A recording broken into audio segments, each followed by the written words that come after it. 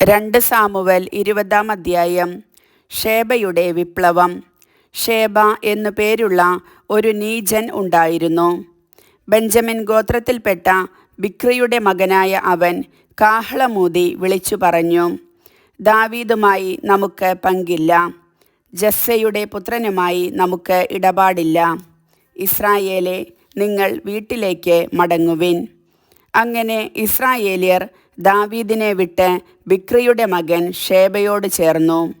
യൂദായിലെ ജനമാകട്ടെ ദാവീദ് രാജാവിനോട് കൂടെ ഉറച്ചുനിന്ന് ജോർദാൻ മുതൽ ജെറൂസലേം വരെ അവനെ അനുഗമിച്ചു. ദാവീദ് ജെറൂസലേമിൽ തൻ്റെ കൊട്ടാരത്തിലെത്തി. കൊട്ടാരം സൂക്ഷിക്കാൻ ഏൽപ്പിച്ചിരുന്ന 10 ഉപനാരികളെ വീട്ടുതടങ്കലിലാക്കി. അവരുടെ ജീവിതാവശ്യങ്ങൾ നൽകിയെങ്കിലും അവരുമായി അവൻ ശയിച്ചില്ല. അവർ മരണം വരെ വീട്ടുതടങ്കലിൽ വിധവകളെ പോലെ ജീവിച്ചു.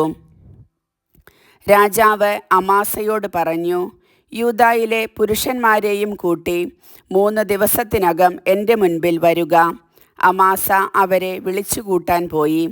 എന്നാൽ രാജാവ് കൽപ്പിച്ചിരുന്ന സമയത്ത് അവൻ തിരിച്ചെത്തിയില്ല.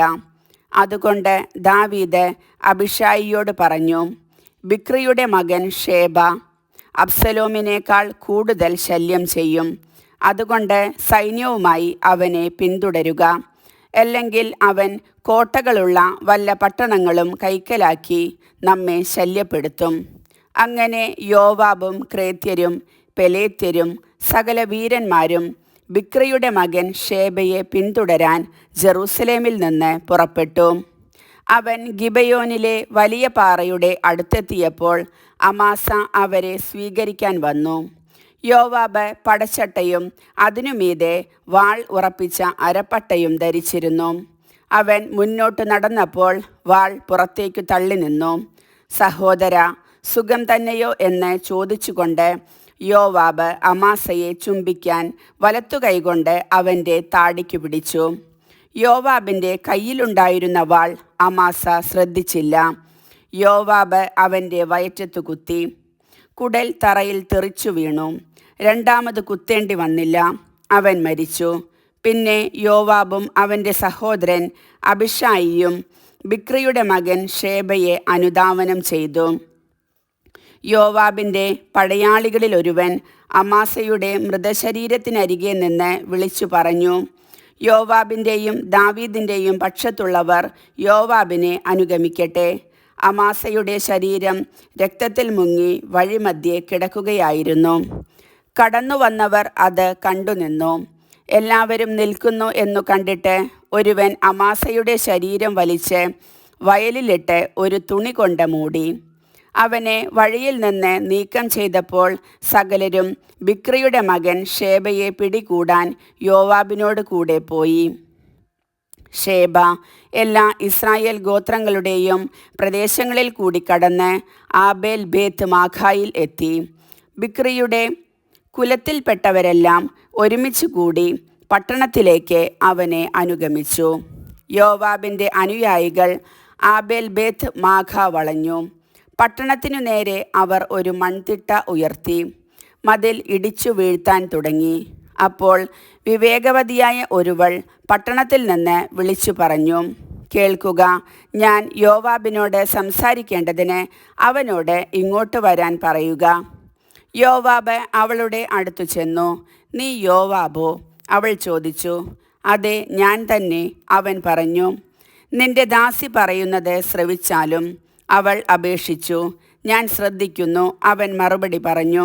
അപ്പോൾ അവൾ പറഞ്ഞു, ആബേലിൽ ചെന്ന് ഉപദേശം സ്വീകരിപ്പിൻ എന്ന് മുൻപൊക്കെ പറയുക പതിവായിരുന്നു. അങ്ങനെ അവർ കാര്യം തീർത്തു വന്നു. ഇസ്രായേലിലെ സമാധാനപ്രിയരും വിശ്വസ്തരുമായവരിൽ ഒരാളാണ് ഞാൻ. ഇസ്രായേലിലെ ഒരു മാതാവായ ഈ നഗരത്തെ നീ നശിപ്പിക്കാൻ ഒരുങ്ങുന്നു. നീ കർത്താവിൻ്റെ അവകാശം വെട്ടിവിഴുങ്ങുമോ? യോവാബ് മറുപടി പറഞ്ഞു, ഇല്ല, ഒരിക്കലുമില്ല. നിങ്ങളുടെ പട്ടണം നശിപ്പിക്കുകയോ തകർക്കുകയോ ചെയ്യുകയില്ല. അതല്ല ഞങ്ങളുടെ ഉദ്ദേശ്യം. എഫ്രായിം മലനാട്ടിൽ നിന്നുള്ള ബിക്രിയുടെ മകൻ ഷേബ എന്നൊരുവൻ ദാവീദ് രാജാവിനെതിരെ കരം ഉയർത്തിയിരിക്കുന്നു. അവനെ മാത്രം ഏൽപ്പിച്ചു തരുക, ഞാൻ പട്ടണം വിട്ട് പോയിക്കൊള്ളാം. ഇതാ അവൻ്റെ തല മതിലിനു മീതെ കൂടി നിന്റെ അടുത്തേക്ക് എറിഞ്ഞു തരാം. അവൾ പറഞ്ഞു.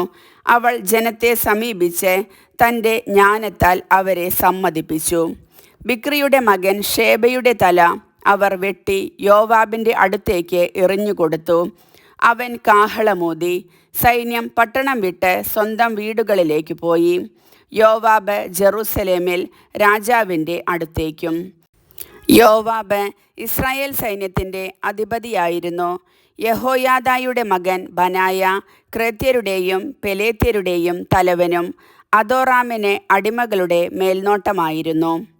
അഹിലൂദിൻ്റെ മകൻ യഹോഷാഫാത്ത് എഴുത്തുകാരനും ഷെവ കാര്യസ്ഥനും സാദോക്കും അബിയാദറും പുരോഹിതന്മാരും ആയിരുന്നു. ജായറുകാരൻ ഈരയും ദാവീദിൻ്റെ പുരോഹിതനായിരുന്നു. കർത്താവിൻ്റെ വചനം.